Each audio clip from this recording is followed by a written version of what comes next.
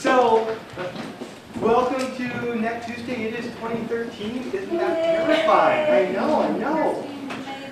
So, really clearly, are in a transition period. 2013 means we're in a new venue. And the next few months we'll be in yet another venue. And then after that, a new venue. So those of you who've been following know that our longtime supporters, W2 Woodwards, are currently struggling with the city and their finances to try and figure out how they exist in the world, which means we're going to go find some other homes for ourselves. So we are graciously and kindly hosted today by the Network Hub. Yes, really, I'm very grateful to them for stepping up on very short notice to give us a space to do this. And then for the months of February and March, we will be experimenting with another venue. So we're going to go and have a date with The Hive, which is another co-working space. They're in Gastown, and I will send you the address, and you'll have all the details. And then after that, we're going to go and be very fancy and go hang out with our friends at SAP in the Executive Briefing Center. So I don't know what it looks like. I'm going to find out tomorrow and check it out. But I think there's like video streaming, crazy things going on in there. And that will be a place where we host. Actually, Chad is curating a digital storytelling event in April. 3/4 of them are here spying on us today. So. There you go. And so we're going to totally see how that works out. So once we've come through the spring and tried out a couple different venues, then I'll go to you guys with a survey and say, like, well, what worked? What did you like? Where do you feel like we found a proper home? But so I basically say thank you for moving with us through our transitions through this spring. And by the summer, we'll probably have a regular home again. And we'll see how it all plays out. So, as I said, the Network Hub, if you are on one of the Twitter devices, you can tweet at the Network Hub and tell them how much you really appreciate that they offer these kind of community spaces. Because, as I'm now learning, it's really important to have reliable community spaces. This can help you. As you can see, this is total leap speak. It makes me feel like in junior high again. That's a capital N. That's a 0. That's a capital H. The rest should be pretty clear. Anyone need that? Put up your hands, otherwise I'm going to keep moving. Oh, it's too hard. All right. Maybe your cell phone network is going to work. Don't worry about it. I know. So, yeah, we're Net Tuesday. We're all over the internet at Net Tuesday. So simple. We've got a little hashtag. NTBand, and we've got a website. So if this is your first time here, hands up. Wow.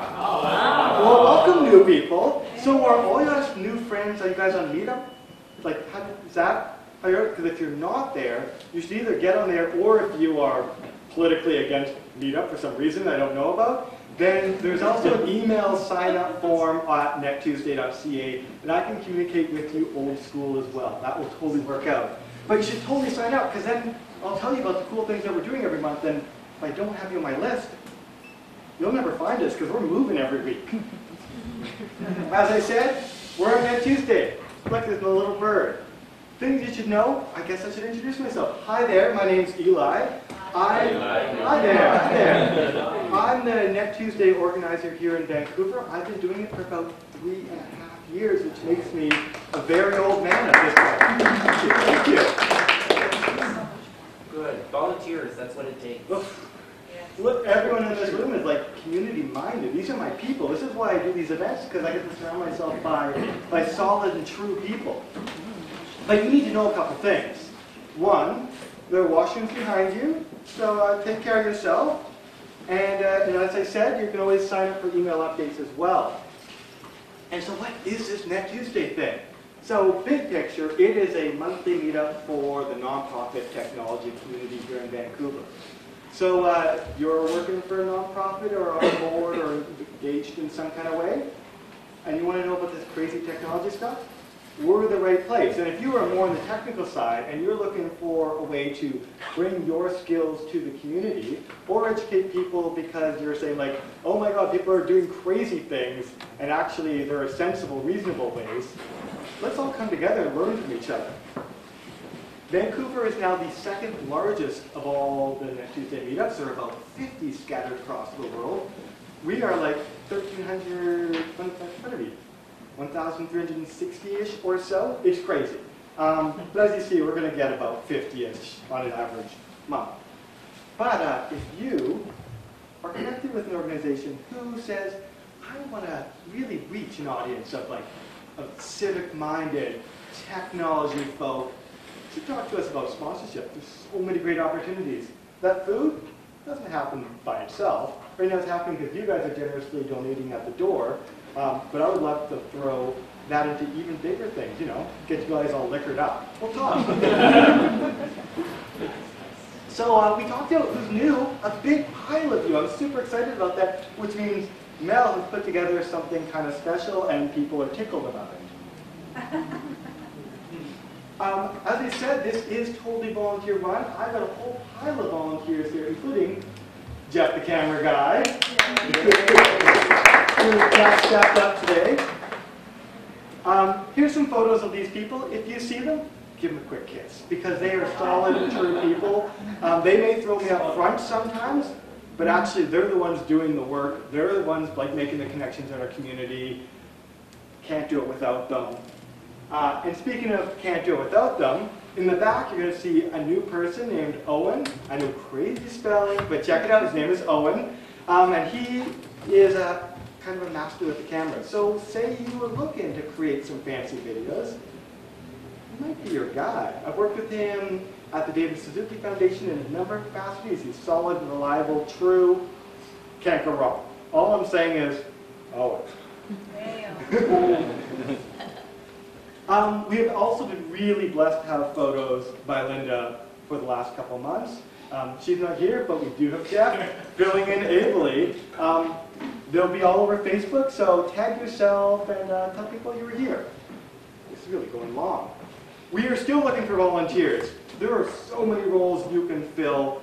We're always looking for like people who have like great event ideas, people who want to market, work on sponsorship, and of course, one of our long-term volunteers, Kelvin, is unfortunately otherwise occupied this year on Tuesdays, which means we're now looking for some people who might be interested in holding this community through social media. So if you are someone who like gets the nonprofit tech world, knows how to use that crazy Hootsuite thing, and wants to give us a bit of time, you should talk to me afterwards, because I think there's lots of great opportunities afoot. Now I get to stop, and we actually get to talk to someone who's interesting and smart and clever. Ladies and gentlemen, this is Mel Findlater. She is kind of amazing. She's also foreign, kind of. So Mel is actually from here, and then went to school at UVic. But right after she graduated, she left us. She went to the Silicon Valley of the Fens, which is I've now learned, otherwise known as Cambridge, jolly old England. So, so every once in a while you're going to hear some funniness slip into her accent, but otherwise she's one of us at heart. There you go. I was like, she's going to deny it. She's going to deny it. Mel's going to talk to us a little bit about like mobile devices and applications and software and how you can use that to like affect real change in the world and open up new opportunities for people. So she's got a real strong background in working with adults with disabilities, and she has been focusing on how she can use those fancy devices to like really change the life of the people she's worked with. I got nothing more for you. It's time for you. Ladies and gentlemen, give it up! Hi, I'm Mel, and I have a really scratchy voice, so I apologize in advance, but I'll talk really loud, and it'll just sound low and husky and whatever. Yes. So, yeah, I'm Mel. So I like to say I'm a woman of many hats. Oh, and So, before I went wait, too far, what? you also need to know that she is one of the other NetSquared organizers. She is Yeah. one of those 50 people out there doing these kinds of events in her own community every year. So, I'm one of the NetSquared organizers.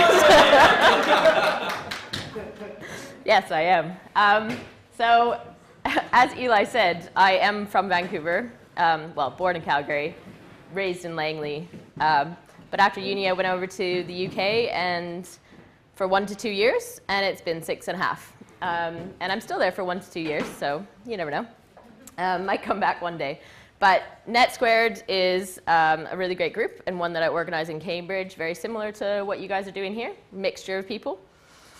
And one of my kind of clear passions in technology for social good. Another hat that I wear that tends to encompass a lot of what I do is some friends and I started up an organization called UCAN, or the UCAN Hub. And it's kind of what it says in its name. We believe in what people can do, not focusing on what they can't. So connecting people to help them make their impossible possible.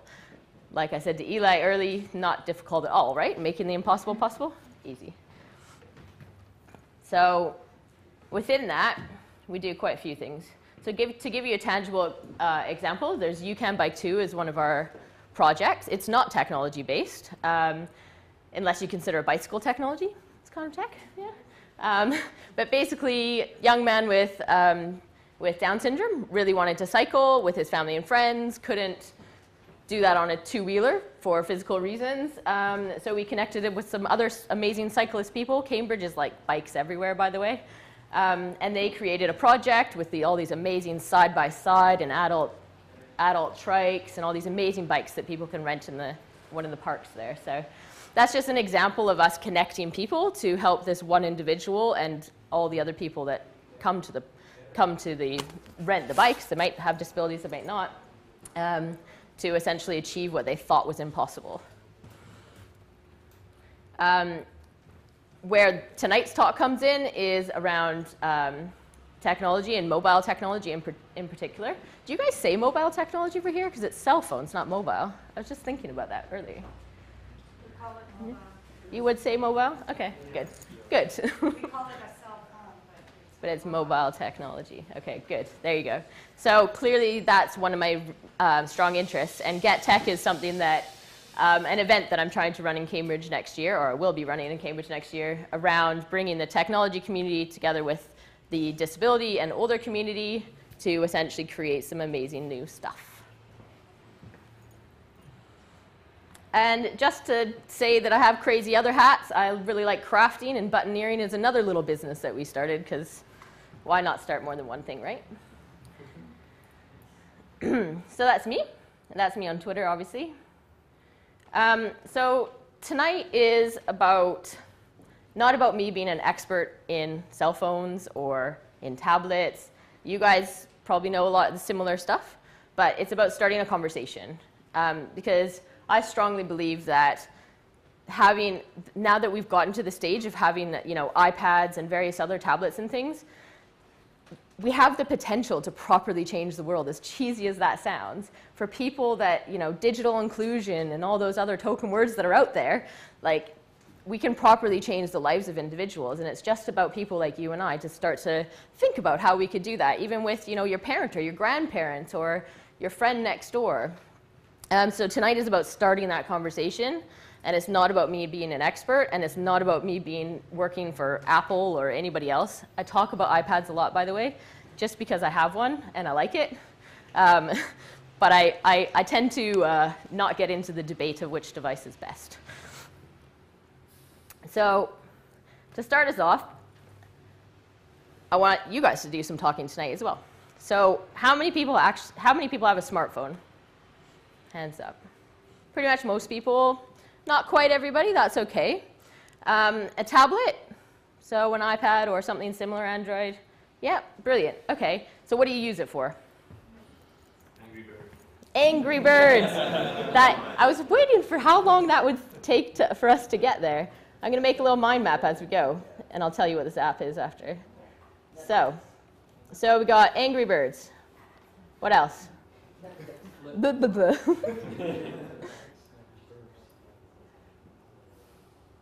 it I go to Wikipedia to look up stuff when I'm watching TV. Brilliant. Wikipedia. Flipboard. News aggregation. Flipboard. Yeah, I'm going to show that one too. I love that one. Yeah. Note taking. Evernote. Yeah. Evernote or whatever note-taking one you like. Yeah. What else? Recipes. Good one. Recipes. We'll go with that. Reading. I read huge Reading. amounts. And there was one in the back. Owen? Splash off. Splash Talk. Yeah, What's you that? can control the devices in the house so you can run. Cool. You're sitting on the couch and you're just running. You just happen whether the computer's watching. Okay. Cool. Excellent. I learned something. I'll have to look it up. What else? So these are a lot of apps and stuff that you're using. What purposes are you using it for? Writing. Writing, yeah. Skyping. Communication. Yeah. Wayfinding. Maps. Where's the nearest ATM so I can get the money for Net Tuesday? Where is Net Tuesday? I like that. I love it. I love it. Wow. Social networking? Yeah.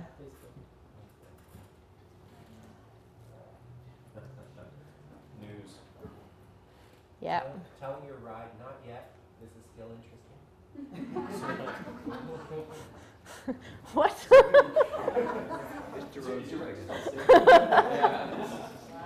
I've seen parents use that as a babysitter tool. So they just give it to the kid and they're busy. Oh, all the time. Yeah. My cat loves it too. Yeah, babysitting. It's not the same. Oh, I use it for terrible video all the time. Terrible video. Oh my lord, the very worst. Yeah. Yeah. Like making your wife. Yeah, making terrible videos. Okay. I was wondering where you're going with that. It's donor recognition Interesting videos, I admission. swear. Okay. Organizing? And drawing and sketching. Drawing and sketching. Good one. But draw something that's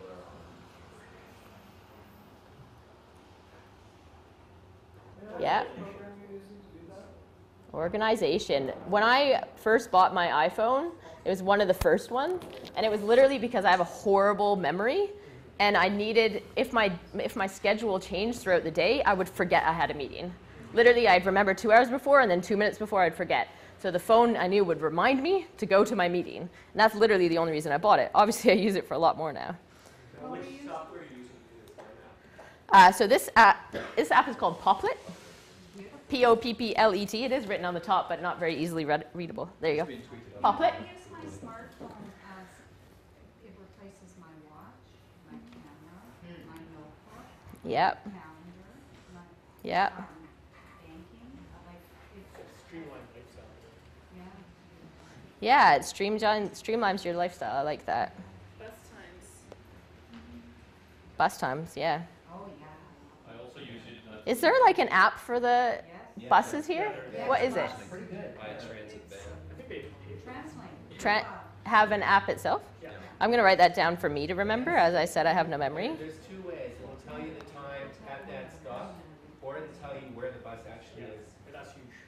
That's incredibly useful. But then, Google Maps is good too, because they have the bus.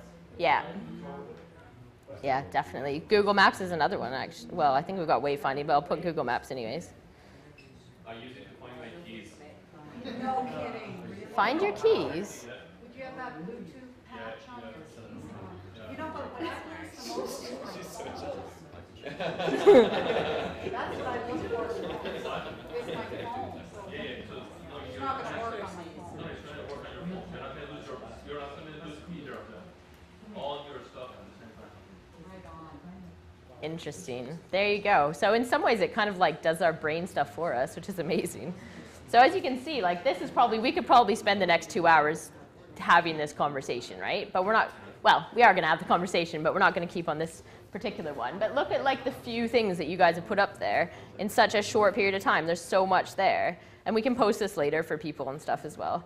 But this is, while I'm on the app, one of my favorite apps. I'm a mind mapper, visual learner. So Poplet is one of my favorite, though it's not a traditional mind map. It's amazing to use. It's quick, as you can see. You can take pictures within an app, or like within one of the, oops. Oh, now you're just showing off. Yeah, exactly. You could take a photo, which is not going to be of anything right now. There you go, there's me. And stick it right in there. Change the colors, etc. So I'm a big fan, like especially if I go to a conference or something, and I could take a picture quickly of the slide that I really like, so I can remember it later. And so, just an example. So that's Poplet. These fancy pants looking slides are in Prezi. I highly recommend that as well. It's not difficult, even though it looks like it is. It's nice and easy and makes you look really smart. Yeah. So that's Prezi. But anyways, so that's what we've kind of used it for. So a lot of different things, right? Could you live without your phone now that you have one? No. You probably could, to be fair. But it'd be much more difficult, wouldn't it? And I've had that before where mine didn't work or whatever. These are a few of my favorite things. I'm not going to sing, but and most of them have been said actually. So Poplet we just used. Evernote. Anybody want to explain what Evernote is? For those that I'm guessing don't know what it is. Synchronized note taking. Yeah, essentially. So I've got my phone in my pocket. I remember that I need to get some milk at the store. I'll type it in, and I can look at it on my computer later, or my iPad, or whatever. Supports photos as well as voice memos. You can take a photo of a document that scans it. Yeah. So that's a good one. Instagram, I'm guessing most people maybe know what that is. Photo taking, it posts it automatically on Instagram or Facebook or whatever. Dropbox, one of the best business apps out there. It essentially is the cloud. Everybody understand when I talk about the cloud? Okay, so essentially this virtual place where everything's stored. Dropbox is good for that. Flipboard, let's have a look at Flipboard because someone mentioned it already and I find it amazing. So Facebook, Twitter, blogs, whatever you're following, it turns it into a really nice way of looking at them. So it's like a magazine. It's like literally picking up a newspaper, your own personalized one. So let's say I like handheld learning, so I've made a section on that, and I can look at all the tweets on handheld learning. And they'll show me a little that is very pictorial. So again, as a visual learner, I like that. So then you can click within them and read them more. So that's Flipboard. This reminds me of the Windows 8 tiles. Yeah, similar, isn't it? Yeah, a lot of things do actually. But Pinterest. It's not just a mobile thing, but I'm a girl, and Pinterest is like amazing. Basically, a board full of pictures. Recommended, especially if you're getting married, redecorating your house, any of those things. There's lots of other more productive ways of using it too. But Comic Life. Yeah, love Comic Life. I wish I could pick this up without disconnecting it. But Comic Life is essentially a way to like really easily make comics. In fact, look, I even started making one about this trip. So I just quickly took a picture, and then it stuck it in there. And then it has some words that I can edit and change. And it's a really great way of like, especially if you're like with your kids or something, you want to like remember what you're doing. We could do a quick one of tonight, but I won't be able to take your pictures, so it won't be hard. But you can add things in.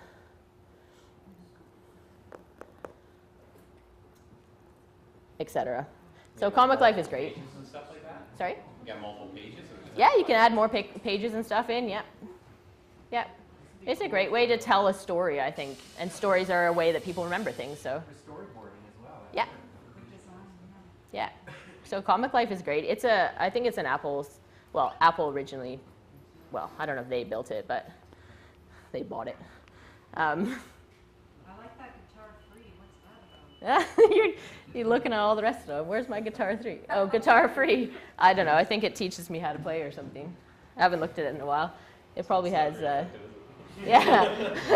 It's not very effective if I don't look at it. And it also doesn't turn it the right way, which is annoying right now. Oh, it does for you. It doesn't for me. Yeah. There's guitar things on there as well. There's lots of guitar things, GarageBand, etc. But let's just see what else I had on my list there. Sketchbook. Someone mentioned sketching. Someone back there mentioned sketching. Sketchbook I love. I can't draw, but I like to pretend I can on it. If I can find it. Problem with having too many apps. So Sketchbook actually lets you have layered drawings. So like you would in, oh, that's a really bad one. Sorry. Oh, don't say that. So, yeah, Eric's my husband, by the way. Embarrassing. So there's a few that I've made, like just random like little logos you're fiddling with or whatever. You can literally like, it's better with a stylus, but literally like draw on it and you can have layers. And if you like to fiddle, it's a good one.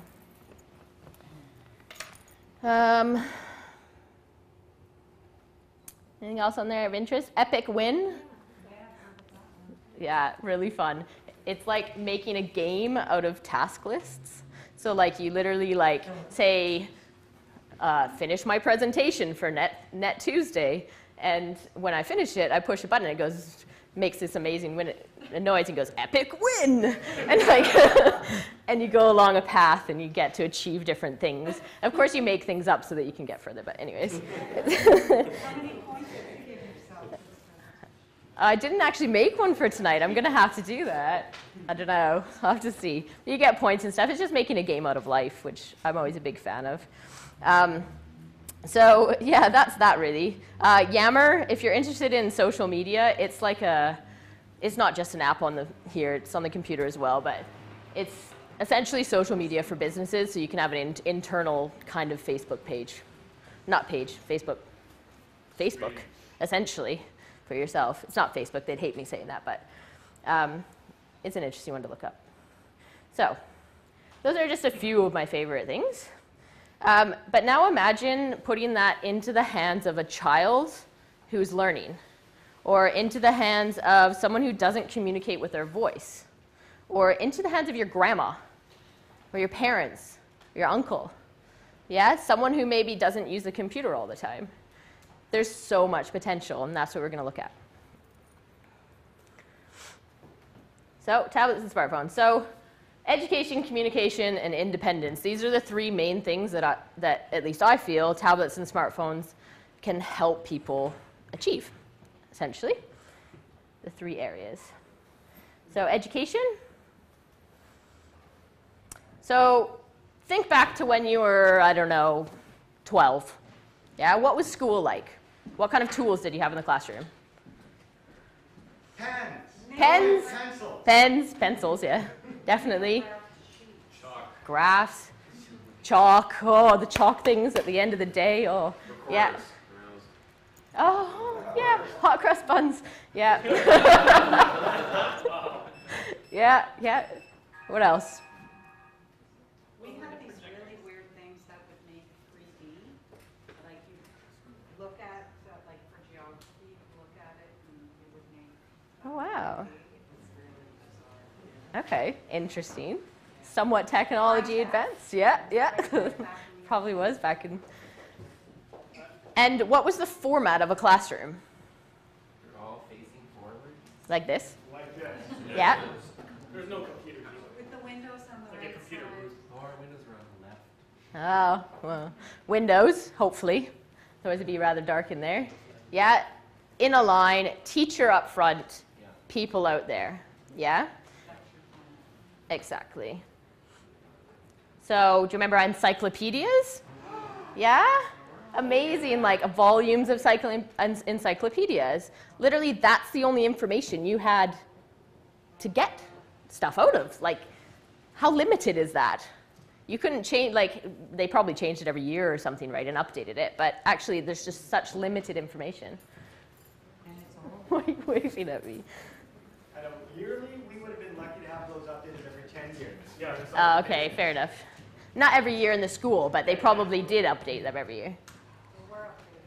Obviously, pens and pencils. I don't know if you guys had to write, like, probably only half my school, given my age, but I had to write my essays out and all the whiteout and stuff. Like, it took forever. Just so limited, right? So then computers came in, and we started having computer classes. So you'd learn how to use the computer, as if the computer is the end result. Sorry. Okay. Okay, well, then computers came in.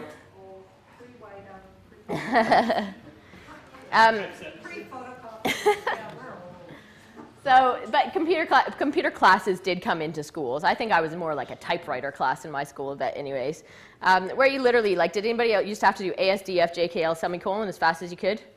That was me, right? And actually, okay, that's teaching me the skills that the theory behind it is at work you're going to have to use a computer, so you learn a few things about the computer. But they didn't really use them other than that. They use them as devices on their own. So that's just talking about the fact that you had someone up front, teacher, students. And this still happens.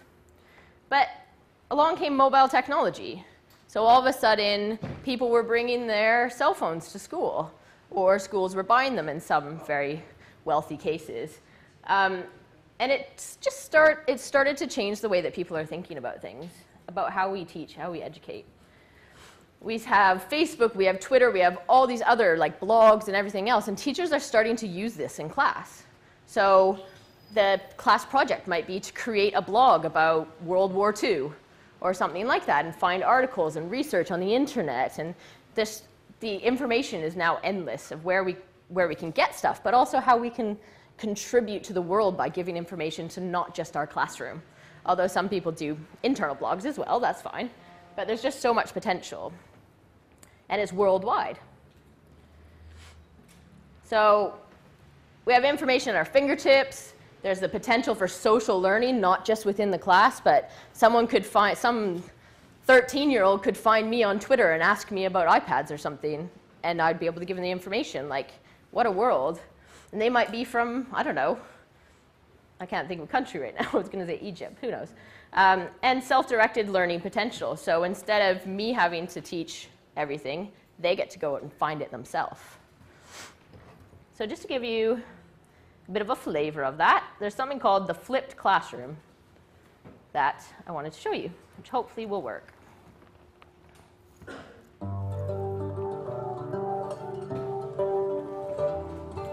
Aaron Sands, and I teach science here at Woodland Park High School. My ultimate goal, I guess, as a teacher is to help students become learners who can learn for themselves and by themselves.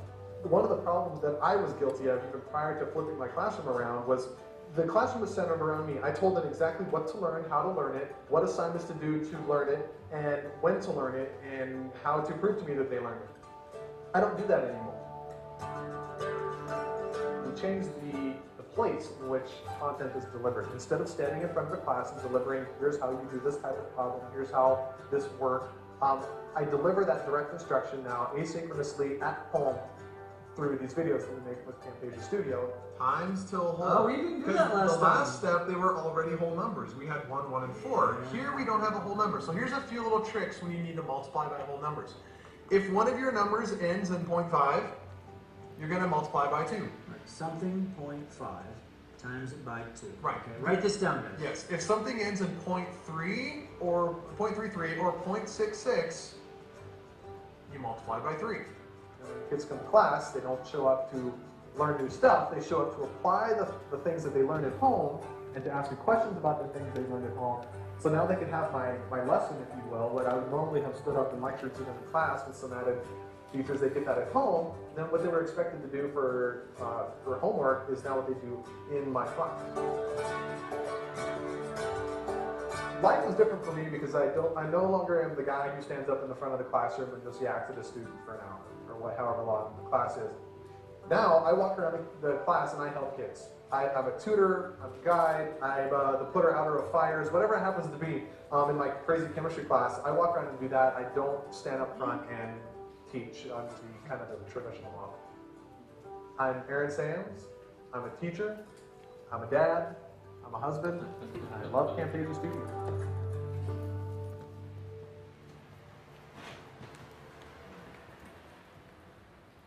Thoughts? I wish I'd gone to school. Cool, huh? Yeah. Like completely flipped and reversed. Don't you think you'd, well, I think I would learn so much more if I could do that. What about us lazy people who will need to have someone like standing there with a stick for us to do anything? Well, there's an app for that. Yeah. Stick app, carrot or stick. Well, yeah, and that's one of the challenges. And every theory of teaching is going to have a challenge, right?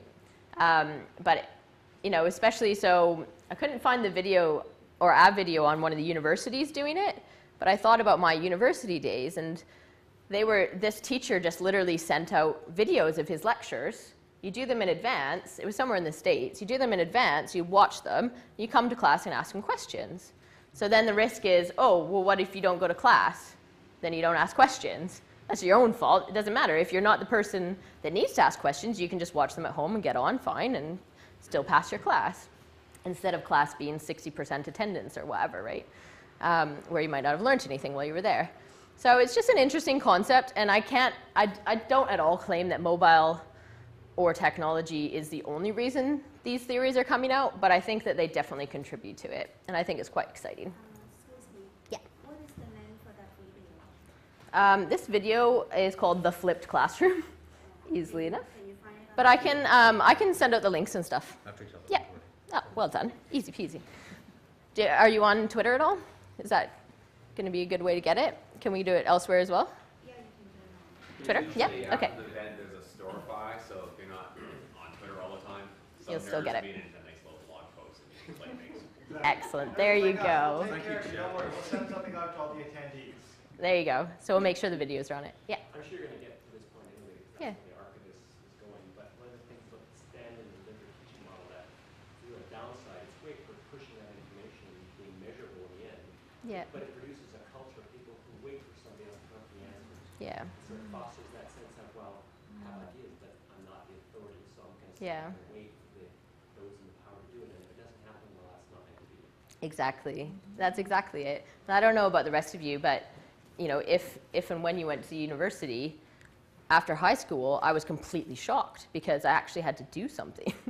I actually had to learn myself on my own time instead of just study for a test. I completely agree. And not that universities do it perfectly either, but it's a way to get you to think more, to question the world. Definitely. I wonder, I got to watch, a long time ago, I got to watch an early attempt at this where there was an electronic board. It was really a touch screen, except that it used a projector to project on the screen. Okay. And they used interactive whiteboard? dry felt pens. Yeah. Yeah, it was a whiteboard but no ink. Yeah. And then the projector would project the ink. Yeah. And I saw this in a classroom, and so it was physically mounted, and some of the kids had to stand on, because they couldn't reach. Yeah. And also the optical character recognition. So the kids would write things that I could read as a human, and then they would have to circle it and do things to it, and then the board would say, I have no idea what you wrote. And so this child was being shamed. It's perfectly legible. Yeah. So my thought there was that the early attempts, that there were all sorts of glitches, and I wonder if you have anything to comment about, from your many experiences, about getting it right and how long it takes and testing. Yeah. I mean, I think my main comment about that is interactive whiteboards had a big push for a few years. They were the most exciting thing out there. But I would say actually now iPads and other tablets are the exciting thing that are out there, because each individual or partner or two people or whatever can have an iPad in their hand and they can write that stuff on there. And that you can even get apps where it then turns it into an interactive whiteboard, well, sort of, up front. That's mobile. You can bring it wherever you go, where those interactive whiteboards are very much, this is the wall that it stays on. And in terms of working with people with disabilities, up, down, there's, you know, and they're pricey. Like, you think iPads are pricey, those are pricey. But in terms of the actual technical detail of that, I don't really have an answer for that. I think it's just a learning curve. People, you know, the software engineers and various people that are building it are learning as they go.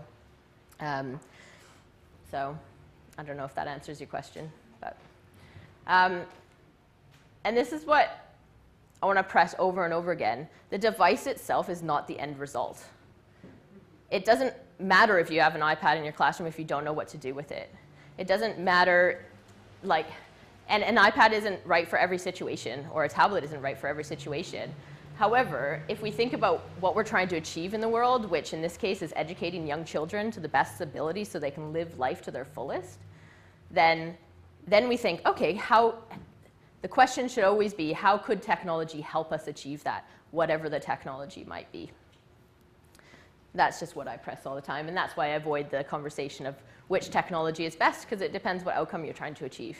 Yeah? I was just wondering, do you know of any cases where children have actually been involved, or the target group has been involved in the creation along the steps along the way? Because I know sometimes when we're thinking about it, sometimes, you know, the actual case study along the way. Do you know of any cases? Like creating an app, you mean? Or something like that?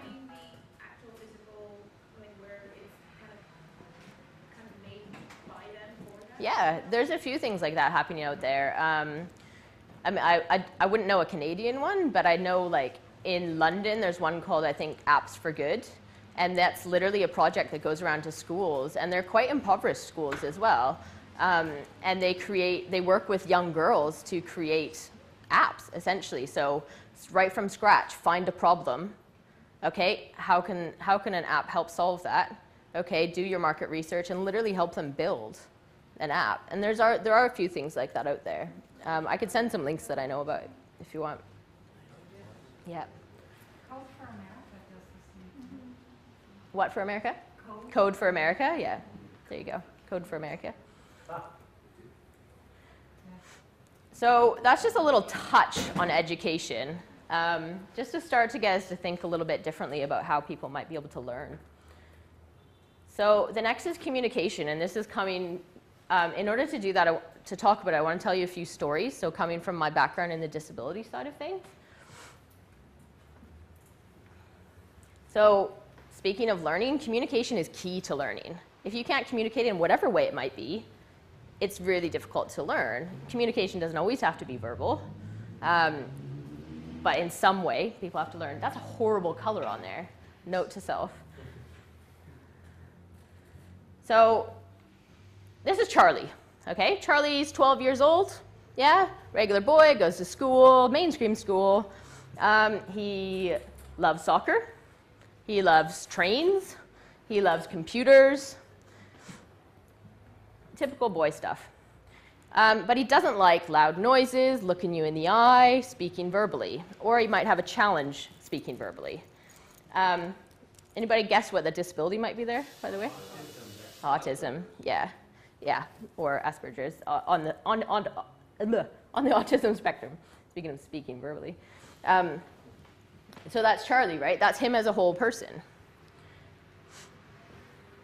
So Charlie went to school, and he doesn't speak verbally. Imagine what that's like, right?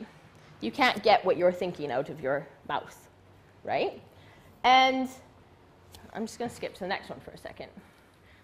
And the solution for that for a very long time was literally paper boards, essentially, with graphs. Like, if you imagine these are inside of a square, they're literally papers, graphs of, like, good, bad, apple, orange, whatever it might be.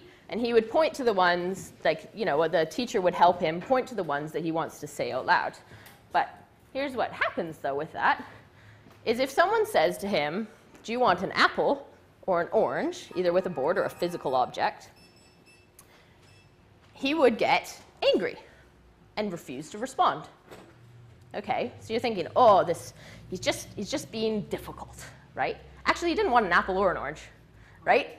Like, so that's the trouble with what it was like, and often what still happens, actually. So then, what also happened with these boards is, can you imagine all the words in the human language that he might want to say? You literally are walking around with luggage, suitcases full of boards, and teachers are like, hold on a second, let me find the right one. here you go. Is that it? Oh, no, next one, right? Not exactly ideal.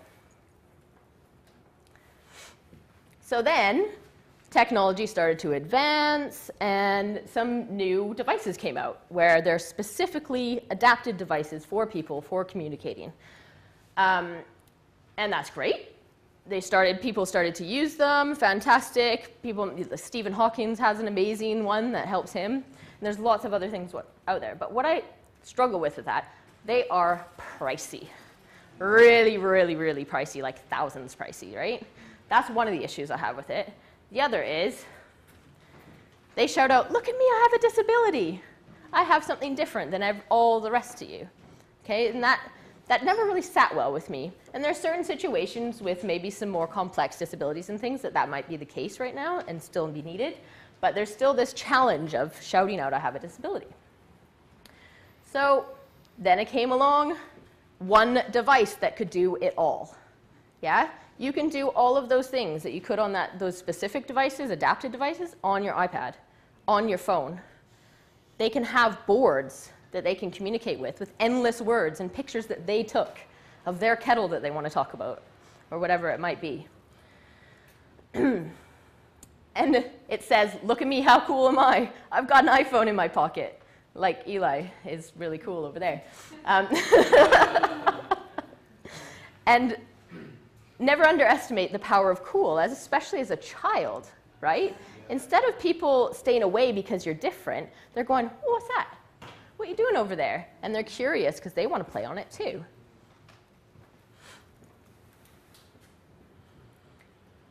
So these are just a few to remind myself of what to show you. You can't read it because I wrote it in silly blue, but I'll show you some of these apps just to give you an idea. So this is ChoicePad. Let's make it a bit bigger for you to see. Okay, so this is like the ones they would have had a paper before, right? They'd have, I think this is done in Macathon style.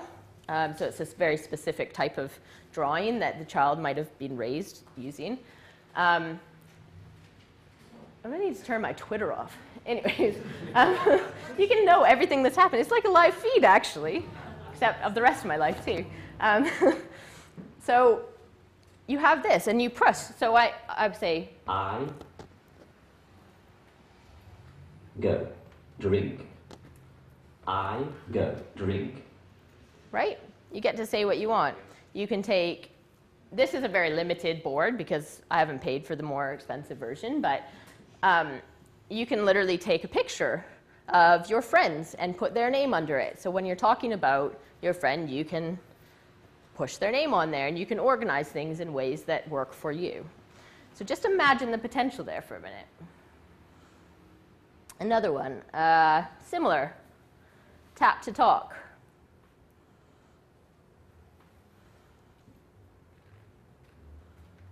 I want to play with a ball. Where it's a whole sentence, and you can add in your own as well.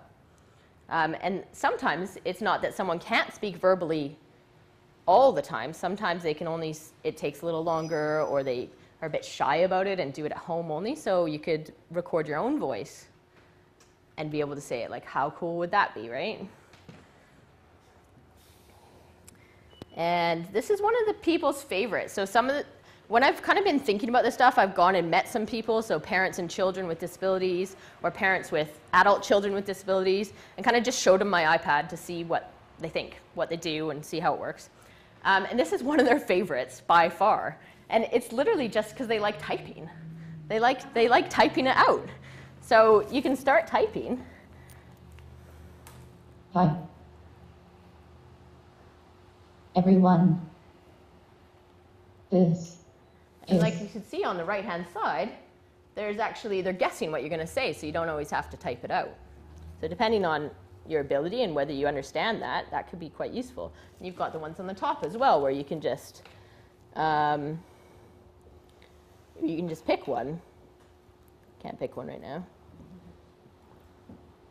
Yeah. Whatever it might be, right? You can type whatever you want. Will. And then you can press speak. Hi, everyone. Let's see how it says it. Will H, GKJ, GKSC. Just in case you wanted to say that. Yeah. So that one's called Verbally, and a lot of people like that. And Sometimes it works really well for people that are a bit more shy about just speaking verbally, depending on obviously their ability of typing. But what people like, even that didn't know how to read and write very well, is they liked writing their word. They liked writing their name and pressing it. And then it would say their name, and they get really excited. And actually, that's enough. That's what got them interested in it, right? You got to start small steps. There's a company called Loquendo from Yeah. Italy, and you can actually, as you're typing, you can use different characters to create emotions. So that text-to-speech that you just showed could actually be angry, happy, tired, sad, or whatever. Brilliant. Yeah. Just with simple, normal characters. Brilliant. How is that spelled? Sorry? How is it spelled? The company? Loquendo, Loquendo. I think they were just bought by Can you write that down? Nuance, which is an American company. Yeah, Nuance Brilliant. does a lot of speech recognition, Yeah. they're behind the series. Yeah, and these literally are just a couple of the ones that I've chosen, just mainly because they have free apps sometimes, just to be able to show people and see how it works. But there's so many out there, and some are better. Like that was quite a computer voice, wasn't it? And some have much better voices than that. In fact, I think the next one's a video. Ones with nice British accents and stuff as well. Yeah. This next video is on Prologue to Go, which is one of the most popular ones out there. It's also one of the most expensive ones, but they do put a lot of work into it. But again, by expensive, right? So it's like a $150 app, which seems like crazy. But again, In app world. Talking big hunk of plastic boards. Thousands. Thousands. And Exactly. Thousands of dollars. So you get an iPad and Prologue to Go, which does all that, and then there's a lot of things to talk about, like being on Facebook or Twitter or email, Yeah. Skype with grandma or whatever, right? So it's not like a watch, it's not single Exactly. device anymore, right? You can do all these other cool things too. Yeah, that's exactly it. So it's expensive is a very relative term, and like I said, it's way less expensive than the other ones. So I thought you'd just like to see it in action with an actual child with a disability. So I found a little video. Hopefully.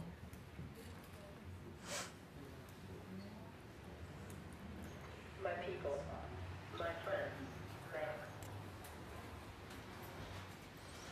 My spaces.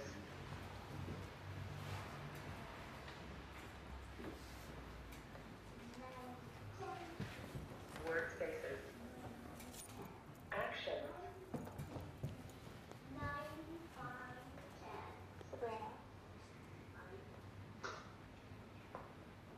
I like how the kid's talking in the background too. I like the raw footage. That's why she said Sabrina, because this is Max typing.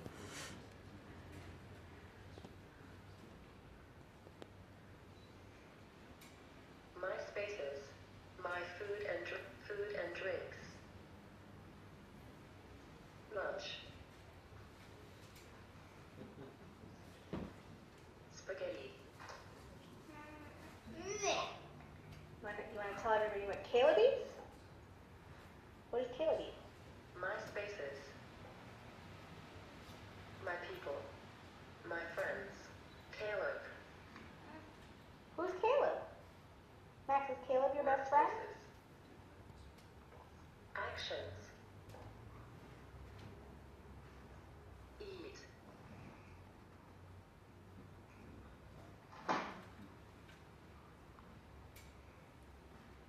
My spaces. My food and drinks. Lunch.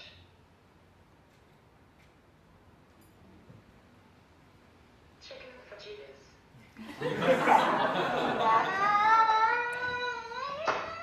Okay, so why don't we erase it? Okay, so why don't we erase it? He didn't have chicken fajitas. What does Caleb like to eat? Chicken nuggets. Oh, okay. Oh, you want to find the ketchup? My spaces. Go to food. My food and drinks. Go to dressings. Dressing. Okay, now where's the ketchup? And condiments. Press it again. Ketchup. What does it? What does it say? Can you hear? Barbecue sauce. No, erase that. Okay. Now what does it say?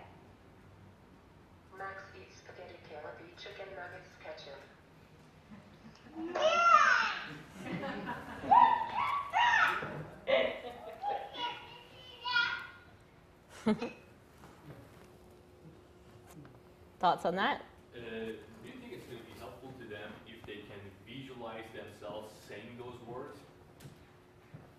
Can you say a bit more?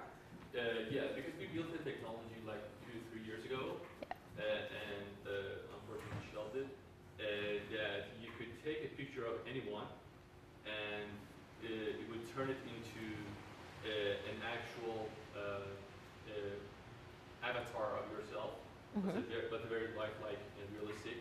And using the same TTS technology, it could actually, you could type anything you wanted and it would talk back to you. You know, so it was like you could be saying anything, anytime with any accent. You know, and so now that I've watched this, I think if that would be helpful to children, it's something that we can easily implement and build. Yeah. So I think when they're doing that, they see themselves saying that instead of some girl with a I think it really depends on the individual probably. And the only way you'd find that answer is to maybe do some user research essentially. Because, you know, an individual like Max might not be able to say that in order for it to be read back. But some other people might be able to. So it's, you know, it's really dependent on... He doesn't need to say it. Oh, okay. He just needs to type it, or in this case, just using those buttons. Yeah. And then he would see himself. Oh, like an avatar saying it back to him. Interesting. No, it's not going to be a wrong voice. All you need is just take like up to an hour of his voice, and the computer. Even if he's not saying words that would be. No, it doesn't need to be speech. Just tone. Voices, just to get Interesting. personality. Yeah. Definitely some potential. Yeah, definitely some potential there. And Microsoft has done amazing stuff with that right now. You know, they can take a few hours of your you talking something, and it can speak in your voice in any language. Brilliant. Yeah. Easy way to misquote someone, I guess. Oh yeah. Yeah. So as you can imagine, like. So that just gets you thinking, doesn't it? Like, what is all the potential out there and what apps could be developed? That's not by no means perfect. And what I like about that video is that he did it wrong at one point. And then he went back and he got frustrated and then he did it again. Because that's reality. Like, and that probably took him months to learn how to do that. Like, it's not like he's just going to pick it up and get it. He needs to, like, it's a slow process to figure it out, right? And some of the people I have shown my iPad to think it's going to work right away. And I'm like, it's going to take a lot of work on your part to get them used to what the device is like and getting used to communicating, actually, verbally. But it is like what you showed. My wife works with students with autism. Yeah. She literally had like a bag full of like pick symbols, Yeah. right? And you know, like a binder for food and a binder for people, and Yeah. whatever, right? So it's like it's quite dense, right? Whereas Exactly. Where, yeah, he took a while to go through all the folders, but they took a lot less time than for her to go through suitcases. Yeah, exactly. But even though that pathway was so complex, he really knew. Yeah. He knew where everything was. Yeah, exactly. So, you know, that interface could be vastly improved. Yeah. But still, he was getting it because he's Yeah. highly motivated. Yeah. And that's partly just how, like, so his mom would have created those folders in the order that she thought that they needed to be made in. So part of that's training, or maybe that's the way it works best for him. Perfectly fine, right? So there's a lot of potential there. Essentially for communication that's just a little touch on communication as well, but just to give you an idea of how these devices can really properly change, like give someone a voice, literally. Like how amazing is that? So the last one is independence. So that means quite a few things. I'm going to focus on older people in this one, as promised earlier. But with computers, when you're introducing it to a new person, who's introduced a computer to someone who's never used it before? Yeah. Was it easy or hard? Or in between? Incredibly frustrating. Incredibly frustrating for me. And probably the other person, to be fair. Yeah, my grandma has a lot of patience. But There you go. There you go. Exactly. But it's really difficult, isn't it? And there's this fear factor that's always there on the part of someone who's never tried it. Like, ooh, what if I push the wrong thing? Or like a pop-up comes up and like tells them to do something. They don't know, press OK, press cancel. I have no idea what to do. And you could tell them that it won't do anything wrong, just push one, but actually it will sometimes on a computer do something wrong. So they're complex things. And the other thing, think about, you've got a mouse down here that's doing something up over here. That's actually a really big thought process to not look at your hand and what it's doing, but to actually look at the screen and figure out where this mouse thing is going, even if it's a good mouse, never mind if it's a horrible one. So computers can be complex, though they're exciting, and they, you know, if I was talking 20 years ago, probably would have been talking about them and all the potential, right? But we've moved on, or we have the potential to move on, to something that just works. So an iPad especially, you take it out of the box and it works. Like the fear factor might be there, but it still, they get over it much quicker and around the other side. And it just starts working the way that it should, essentially. Something goes wrong, apart from dropping it, you're really not going to break it, are you? Like, you just push that home button. You just keep pushing that button, and it'll get you back to the beginning, and you can start again.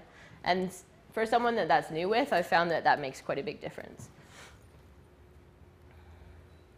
So I want to introduce you to my neighbor. This is Peter.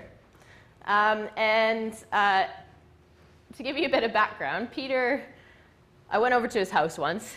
He's fantastic. He's like my surrogate grandparent, him and his wife in Cambridge, which is really nice to have, obviously. And I went over to his house once, and he said, oh, I got a phone today. I said, oh, yeah. What kind of phone? He goes, an something.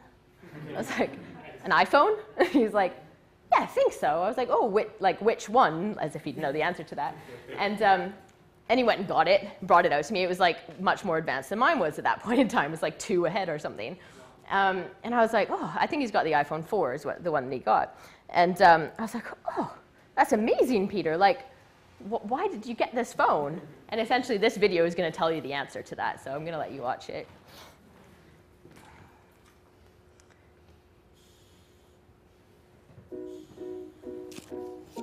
Ignore the UK focus, but...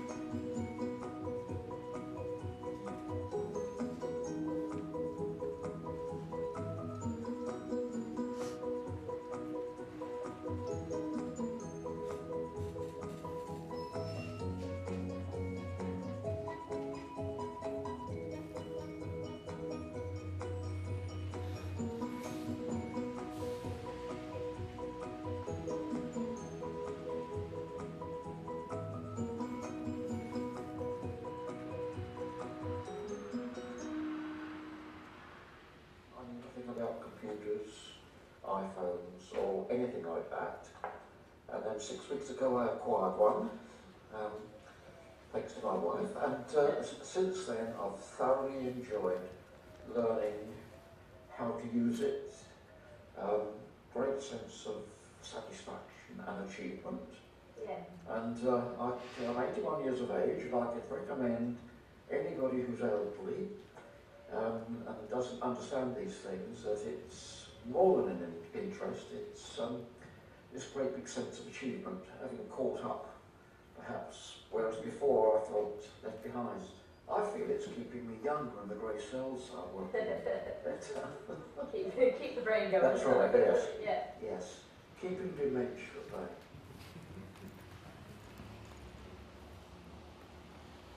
Thoughts? My grandfather was very similar. He railed against computers and devices and these newfangled things, and when we finally bought them a computer for Christmas 2 years ago, and now if I post something on Facebook, he's the first one to notice it and respond and loves it, right? Yeah. So, because my brothers and I are all distributed, I'm here. My family's back in Florida, other family in South Carolina, other family in Washington, and he loves it because it's it's turned into a way for him to connect with his grandkids and his Yeah. new granddaughter-in-law. Exactly, yep. And Peter, since then, has, so his wife is quite immobile. She doesn't leave the house very much. And so he decided they should buy an iPad too, like the best grandparents ever. And so I set it up for them and made sure it worked. And the main reason was because they wanted to use Skype. Yeah, they could have used it on a little phone, but they wanted to use Skype. I introduced it to them. They came to my wedding a couple years ago, and they met all my family and things. And my family live in Canada. And they're like, oh, well, we'll never see them again. I was like, well, I'm going to fix that for you. Came over to my house just on the computer, used Skype one time, and literally were like looking behind and like, I feel like you're right next door, she kept saying. Have a cup of tea together. And like, and it was amazing. And they just like all of a sudden were like, yeah, Skype would be amazing. And their family got on board with it and stuff. And now they every night talk to their family and see their great-grandchild. And it's really sweet. Like, it's just the routine now, you know. And they don't use it for much more than that, but actually that's okay. Like, this, you know, that in itself is a huge outcome for them. And I'm slowly teaching them some other stuff, which I'm going to show you. But keeping dementia at bay, like, huge. Like, and that's him saying that. I in no way prompted him to say that, I promise. But he just said, oh, I was like, oh, why do you want this stuff? Because it keeps my brain active. I don't want to get dementia. I don't want my brain to stop working. He's like he used to be a cop and stuff. Like he's an active man. So. Do you know what? 81 years old, has 3 types of cancer, extremely active, and using gadgets. Incredible man. It kind of broke my heart when he said, oh, I feel like I'm caught up. I was feeling like I've been left behind. Yeah. Which in our culture we often do from our elders. Yeah. You know, and it's very youth focused. And, yeah. Yeah, that was really touching. Yeah. You know, what's interesting about that, what you said just a minute ago about the Skype connection, people who are really old, they remember when, in the 50s, when people got on ships and went to North America, and the feeling was, they're never coming back. Yeah. Yeah. Yeah, exactly. And then in the 70s, charter flights meant that people could go home once. Yep. You know, and now you can see them every day. Yeah, exactly. And I mean, I can't praise Skype enough. I'm a Canadian living in England. Like, you know, one of the little boy that was on the video earlier is my nephew. And, you know, I get to see him grow up. It's incredible. There's Skype. We've had that conversation. Another one that I really think is like revolutionary is an app called Mindings. And Mindings is all about connecting families together, essentially, right? So this is literally what it looks like. So that's Elias again, a little bit older. And that's an Instagram picture that I posted for Peter. So Peter has this on his iPad, okay? But Peter doesn't have to do anything with it. It just arrives. It's like a digital photo frame that's smart, okay? So I can Instagram, tweet, Facebook, email, text, and it will just show up on his screen like a digital photo frame if he opens it. Which a lot of people using this app will literally just have the device just for the app. But anyways, and he gets to see what I'm up to over here. I send him pictures of my family all the time, and then in the corner you've got a little got it button, and he can say, oh, I got your picture, essentially, and then I'll get a message that says that he liked my picture or whatever. Do I want to take like one feed, or can I say I want, you know, these 8 people? So then you can add more people in, exactly. So you can add family members. So I haven't gotten to that point with him. It's just a new thing for him, but it's me right now. But I'm going to get hopefully his, you know, grandchildren and stuff doing it, and like adult grandchildren, and you know, it's just incredible what he can see. And I've got a little video that actually they're like promotional video. This is a UK, like it's a startup right now, and it's a subscription service is how they work essentially, but it's still pretty decent price. And this is actually, I should say, this is Stuart, and he's the He's the guy that's developed it. And he didn't develop it because he wanted to develop an app. He developed it because his dad lives in Scotland and he lives in London. And his dad doesn't leave the house very much. He wanted to be able to check in on him and make sure he was alive, literally, without necessarily always having to pick up the phone. But also he wanted to be able to send pictures of his child's and that grandchild's birthday as it happens, instead of, I was just having this conversation earlier, instead of printing out pictures, sending them in the post, he gets to do it right away, in the moment. And I'm always a big fan of apps that are developed from a need, not because we want to develop things. Come on, work. Your granny lives in Canada. Wouldn't it be great if you could see a photo? That's so far away for the UK folk, by the way. As it's happening. How can you make sure Uncle remembers his doctor's appointment next week? Don't you wish you could text Mum in hospital just to let her know you're thinking about her? And isn't it a shame that some of the people most important to you can't share the tweets, Facebook status, Flickr photos, Instagram pictures, and all that other stuff you share with your more switched-on friends? Introducing Mindings. Mindings lets you effortlessly share meaningful moments with your family from your mobile phone.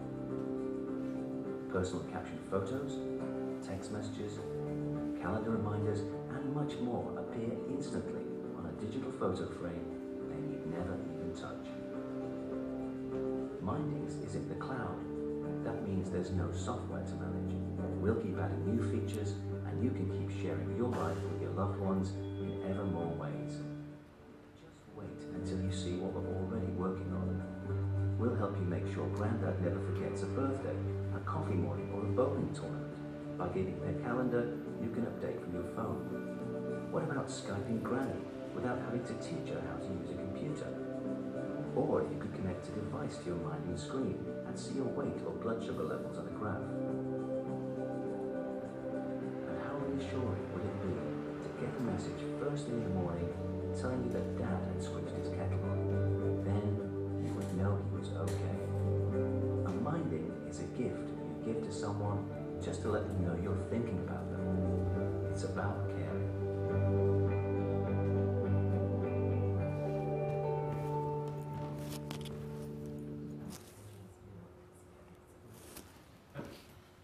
Thoughts? So one thing I've been thinking of since seeing the icons is you have to be, the people who develop software now have to be aware that these people are using it now, and it's not just geeks, that you have old people and people with disabilities and all kinds of people.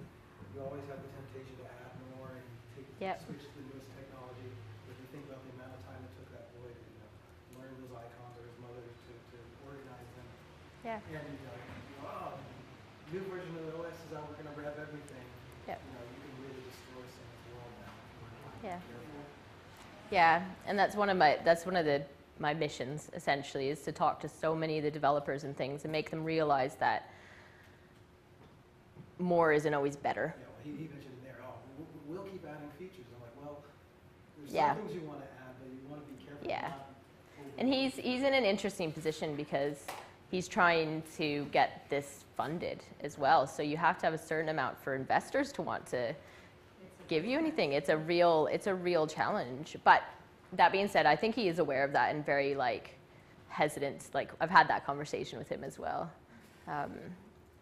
But what potential? It almost makes me well up every time I look at that.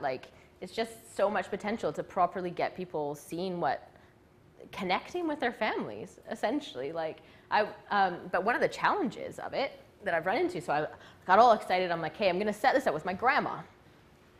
And my grandma lives in a independent living, so she's got her own little space, but food and stuff is all done downstairs with everybody else. And it's funny talking to her about computers and showing her what I'm doing and stuff. So she's not really into computers and stuff, but I think she'd get on with this okay. The biggest challenge, I literally was like, oh, I'll buy her something, whatever, we'll get it all set up, we'll pay for a subscription. And the challenge is how much it costs to get internet in your house. I was like, I'm not paying $40 a month or something ridiculous just so my grandma can use this when she won't use it for anything else. And you don't know if she's going to use it and get on with it, well with it and stuff. And there was no other option. So this is the hurdle that I'm trying to get over at the moment. So, anyways. Would she be inspired by that technology to perhaps explore other things? Maybe. So that it's not just the one app. Yeah. And that's the potential going for, and there's tons of potential, isn't there? Yeah. So the solution we've actually come up with is to get it in my mom's house, because my mom is really intrigued by it. She doesn't do Facebook and all those things, and my mom's like in her 50s. You know, she's not that old, but she's really intrigued by the app. So we're going to set it up there, and then every time Grandma goes over, we'll see if she's interested in it, and then we'll take it from there. But yeah. Actually, he's first. Yeah. Go ahead. One of the things that I think has been used quite often in communities that are isolated or otherwise have barriers to access is community-based Wi-Fi networks. So in other words, because accessibility is an issue for cost, it's like a co-op group. You find a way for people to access the network and share the bandwidth. Right? Yeah, and within like, you know, an independent living place, like the potential is huge there. They actually have, like, the silly thing is they have Wi-Fi there, but it's only downstairs and not in people's rooms. I'm like, well, why don't you just have some hubs so that you can get it in everybody's room? So we'll get there. We will. There may also be the possibility to bundle, or to, you know, depending on how the price point is regulated, to get, you know, British Tel to say, if you're a senior and you don't have, you know, then we'll subsidize you for 2 years at £10 instead of 15 or whatever. Yeah, definitely. So that's the next step anyways. But there are solutions, but there are those barriers in place, to kind of hurdles to leap over. So that's minded anyways, just to get you, I really think that's the future.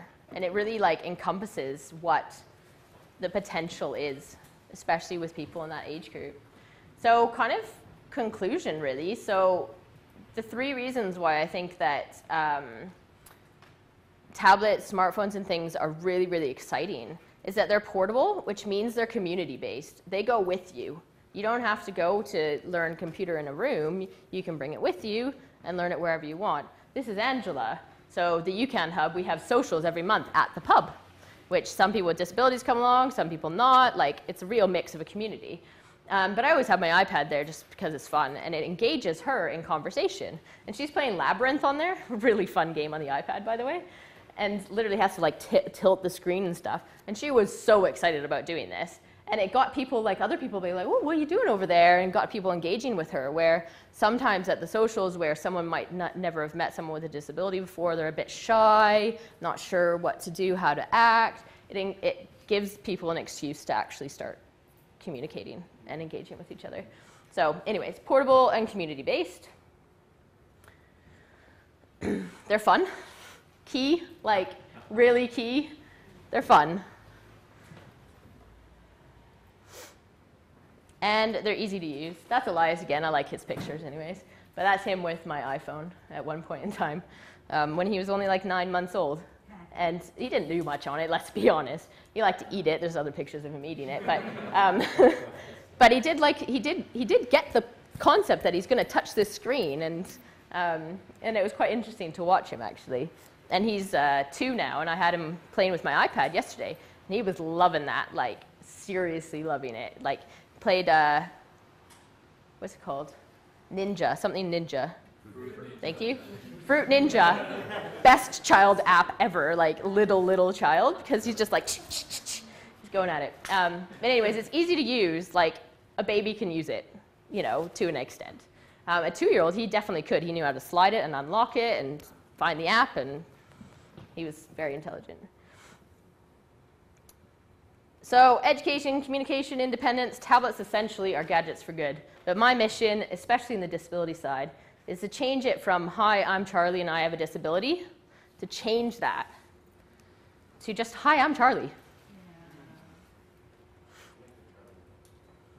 So last note, technology is literally just a tool, so how are you going to use it, essentially?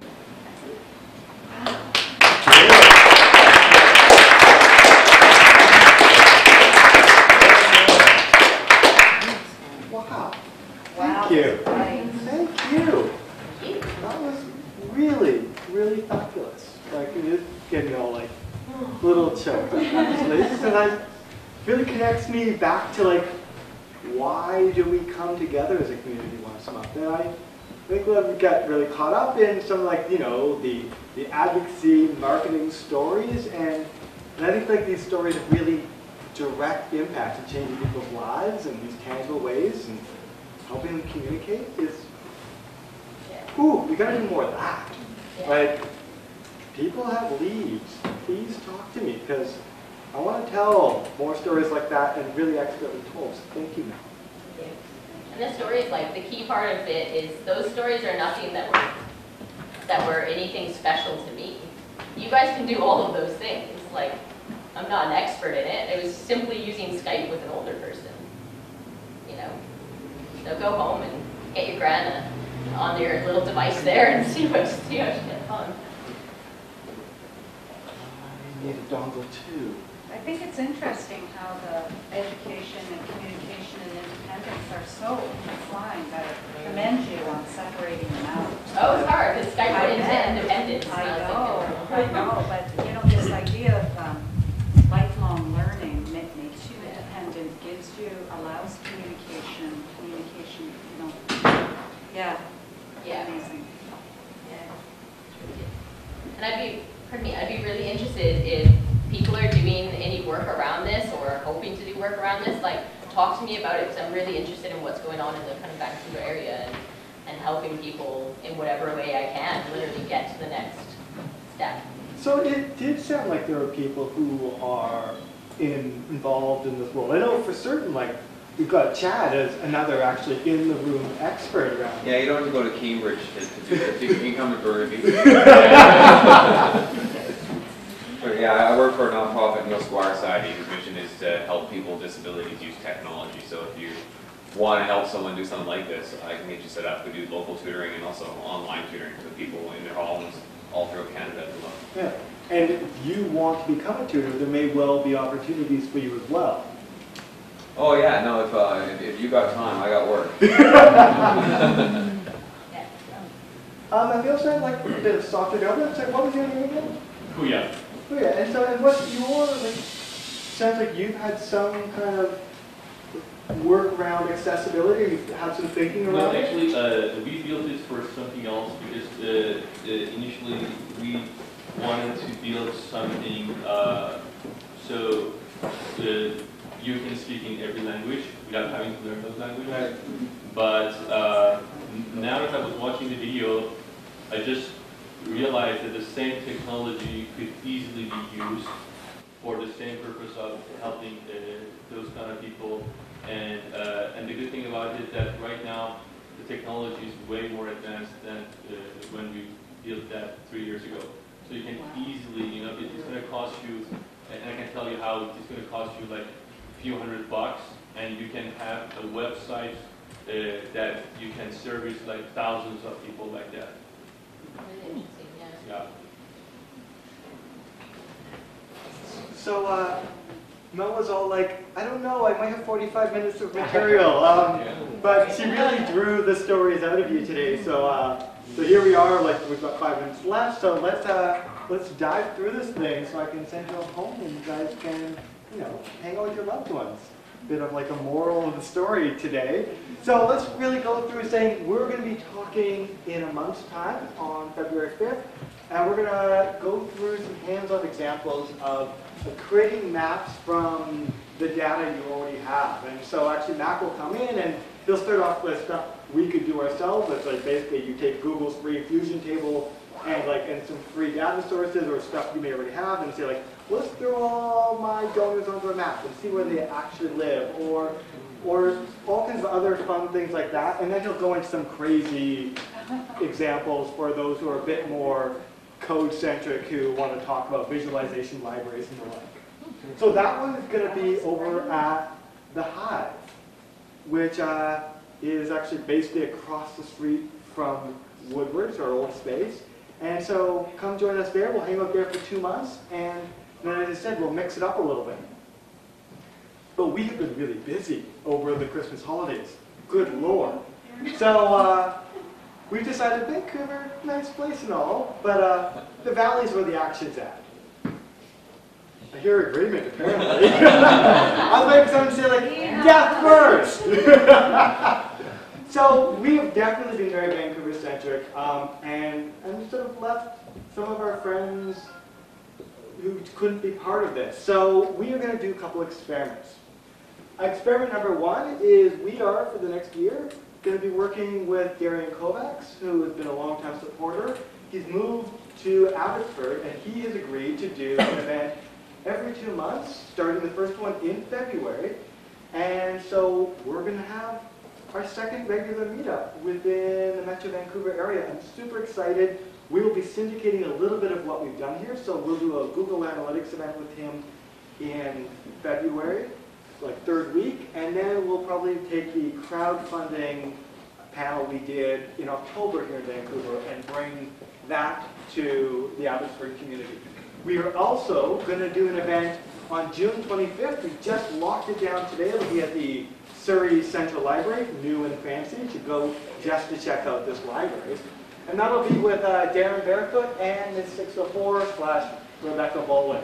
So it's going to be like heavy hitters coming and starting up something in Surrey. The reason we're doing this is we're going to do 2 Surrey events with the goal of finding a local partner who can help sustain that on an ongoing basis. So if you know people in Surrey who might be interested in working with us to do regular next Tuesday style events within Surrey, send it my way, because I'd love to sort of talk to people and say, like, how do we collaborate, find the right venue, find the right partner to do something on at least a quarterly basis, which is my goal. And by the way, there's now a NetSquared Abbotsford group, so you can find that on Meetup. This is also your chance to share about the cool things you're doing in the community. If you come here and talk to people, I'll give you 30 seconds. So I know for sure that our friend Amanda wants to start in on this one. Yeah. The rest of you, come right here, I'll cue you up, and you have 30 seconds to share the cool thing you're doing in this community. Thanks, Eli. I'm Amanda I work at the City of Vancouver, and if you're interested in being a bureaucrat as well, we're going to be posting a position for a social media person, full-time permanent, coming up, so keep an eye out for that. We're also working on a digital strategy right now, and one of the things, we had a really interesting conversation with the Seniors Association, or the Seniors Advocacy, whatever they're called, citizens group, and access and training and all that kind of stuff is definitely identified as a big need. And that's probably more than 30 seconds. Exactly. Ajay, don't lie to me. I know you're doing something interesting right now. There's lots. All right. I'll get really cool things. Who else has got like something interesting that's going on right now? Come tell us. Hey, I'm John. I'm a recovering startup entrepreneur. Actually, I'm now a freelance writer. I write for TechVibes. I also write for Huffington Post. So I like to write stories about people and business with purpose. So I'm always looking for interesting stories, interesting businesses. So I'll share your lies, lies, and more lies. Here I am. Thank you so much, John. Come on, you guys all work for mission-based organizations. I know you're doing amazing stuff, so don't be shy. Come on, I want 2 more people.